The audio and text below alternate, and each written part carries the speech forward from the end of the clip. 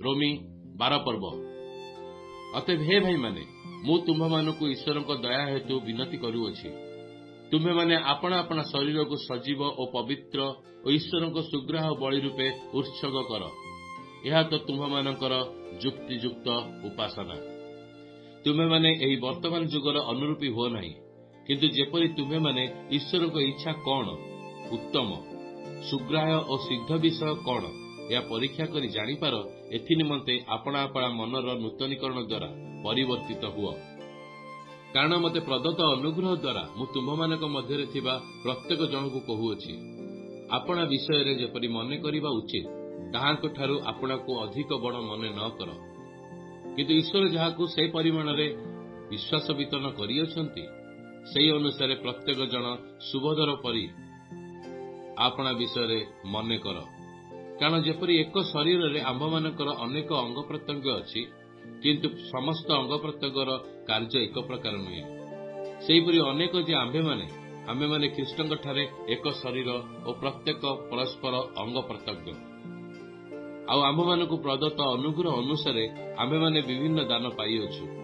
एणु सेही दान जदि भाववाणी हुए, आस आम्भे माने विश्वासर परिणाम अनुसारे भाववाणी कहू, किंबा ताहा जदि सेवक कर्म हुए ताहाले आस आम्भमानक सेवक कर्म रे निविष्ट रहू। अबा जे शिक्षा दिए से शिक्षा दान रे, बा जो उपदेश दिए से उपदेश दान रे निर्विष्ट रहू। जे दान करे से उदार भाव रे दान करू। जे तत्वावधान करे से जत्न सहकारे तत्वावधान करू। जे दया करे से हृष्ट चित्तरे ताहा करू। प्रेम निष्कपट हेउ, जहा मंद ताहा घृणा कर, जहा उत्तम सेथिरे आसक्त हुओ। भातृप्रेम रे परस्पर प्रति स्नेहशील हुओ। समादर रे परस्पर को श्रेष्ठ ज्ञान कर। उद्योग रे शिथिल हुओ नहीं, आत्मा रे उत्तप्त हुओ।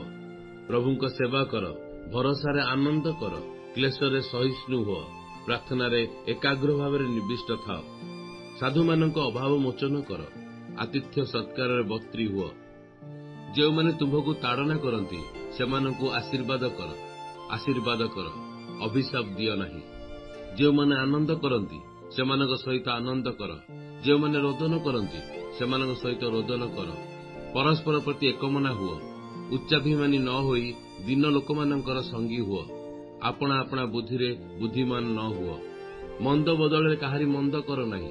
समस्त मनुष्य दृष्टि रे जहा उत्तम सेही सब चिंता कर। संभव हेले तुम्भर जे पर्यंत साध्य समस्त लोकंक सहित शांति रे रुह। हे प्रिय माने, तुमे निजे निजे प्रतिशोध नियो नहीं, किंतु क्रोध पई स्थान छाड़ी दियो।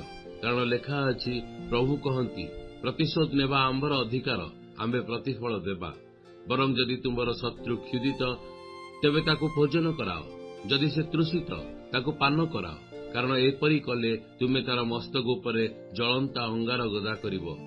कुक्रिया रे पराजित न होई सुक्रिया रे कुक्रिया को पराजय कर।